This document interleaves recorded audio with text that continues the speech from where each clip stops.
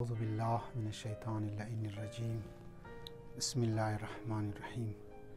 جوانای عزیز، موضوع از ما درباره سلف کانفیدنس بود و یعنی خود اعتمادی یا خود اعتمادی، یعنی به عنوان از که انسان اعتماد به نفس داشته باشه.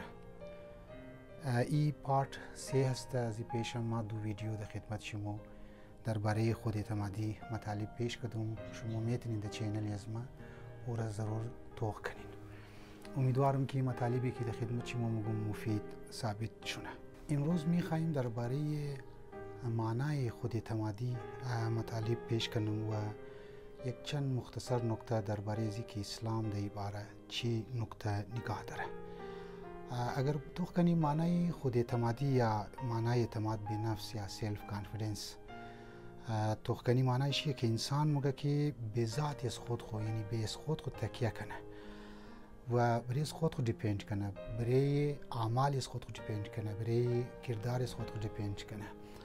و باز چون که تمام اعمال خود انجام میده، کردارهایشی و کارهایشی از گیرشی سرزد مشنه، لذا خود انسان مگه مسئول است، یعنی خود انسان جوابگو است. پس کسی که کانفیدنس داره، سلف کانفیدنس داره یا خود اعتماد است یا نفس اعتماد به نفس داره، او یکی کارهای از خود جوابگو است.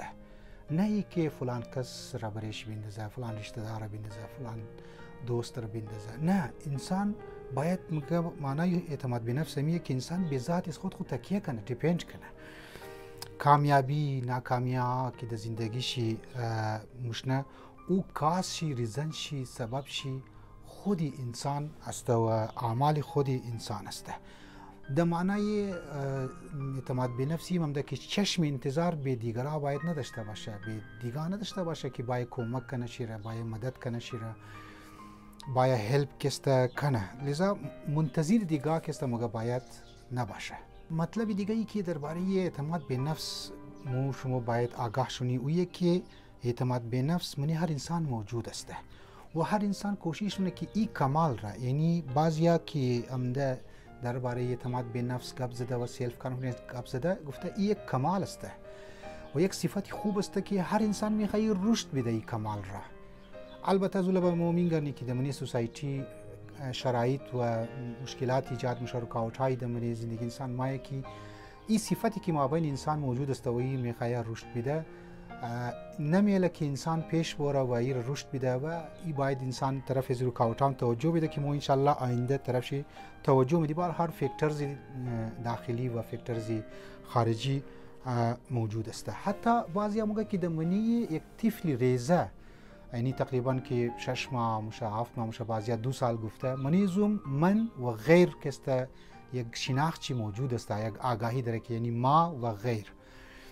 لذا این من که انسان مابین چی باید بسیار طرفش انسان باید توجه بده و طرف یک صحیح سمت و دایرکشن چی را ببره. لذا استقلال طلبی و بینیاز بودو از دیگرایی از خصوصیات انسان است و منی احساسات بشر ای چیز موجود است و در آخری یک جمله که ای از تمایلات فطری بشر و انسان ها است.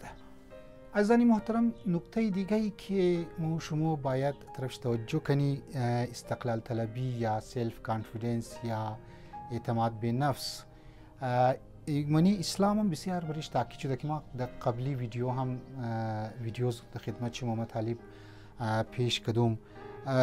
در منی اسلام درباره استقلال طلبی یا درباره امزی که انسان مابین چی کانفیدنس پیدا شونه پروگرام داره و مطالبی که است بیان شونه. ما در خدمت شما گفته بودم که یک کتاب را معرفی کرده بودم در منی 2 ویدیو 3 ویدیوز، این جوان و اعتماد به نفس است. ما میخوایم یک چند جمله که اسلام درباره اعتماد به نفس گفته او را در خدمت شما بیان کنم.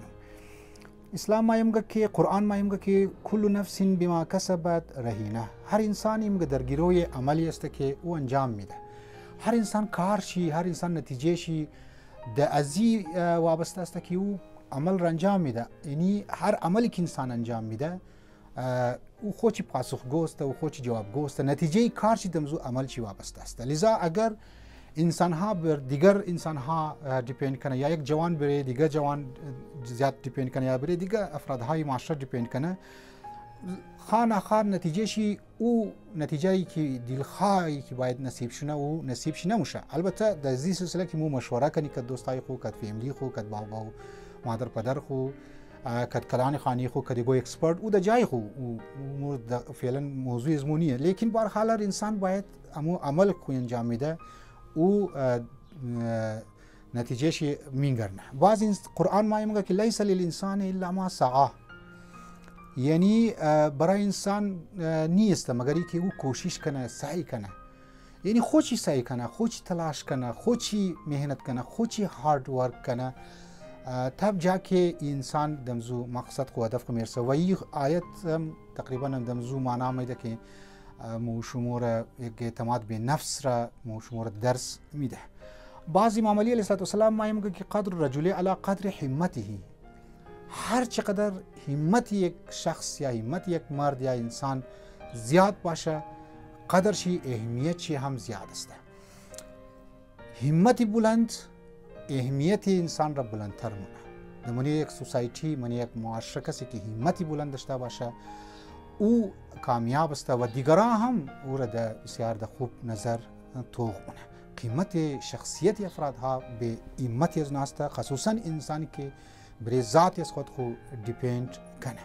لذا از من این مختصر مطالب در خدمت شما در معنی سلسله معنای اعتماد به نفس و دو اشاره که آیه قرآن هم گفتم یک روایت از امام علی علیه السلام گفتم. معنیش اینه که اسلام یک خاص توجه داره به طرف اعتماد به نفس و سلف کانفیدنس و استقلال طلبی و انسان دستای خود طرف دیگه که است دراز نکنه.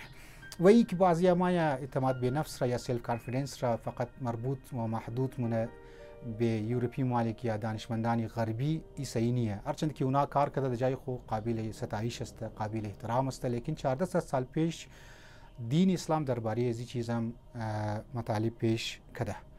والسلام علیکم و رحمت الله و برکاته.